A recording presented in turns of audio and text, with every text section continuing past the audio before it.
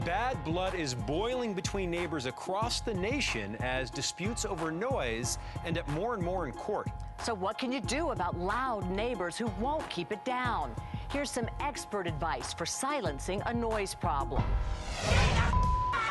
It's a nationwide phenomenon that's playing out on YouTube. Neighbors fighting around the clock. In this video, police respond to complaints of a noisy neighbor revving his motorcycle and electric saw at 5:30 in the morning. Here, a woman threatens a neighbor who had asked her to turn down some loud music. You up on site. Almost all cities have regulations against noise. So what should you do if you've got a noisy neighbor?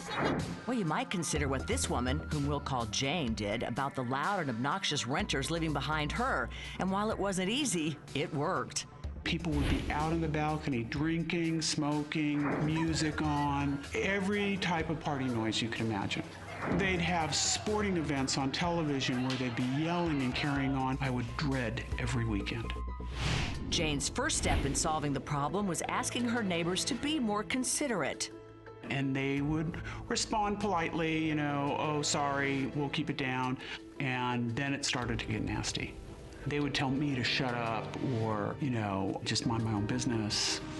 When the renter's building manager refused to get involved, Jane's next step was to write a note pleading with the renters to be quiet. The note had no effect. Then it continued to the point of being belligerent. And that's when I started to become afraid of some kind of retaliation and really knew that I needed to get this stepped up to another level. So Jane began calling the police, but the loud partying would continue after officers left the scene. Her next move was to write a cease and desist letter with the help of a paralegal. The letter promised legal action against the owner of the building, and several of Jane's neighbors also signed the letter.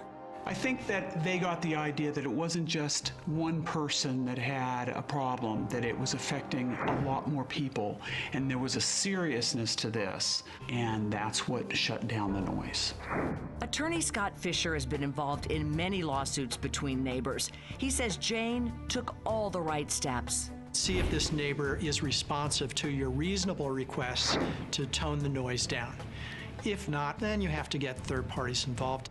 Fisher suggests writing a formal cease and desist letter and documenting the date, time, and duration of a neighbor's disturbance. He says this record can be very important if you need to take legal action. And that's good advice because disputes between neighbors can make living at home a living nightmare. You up on site.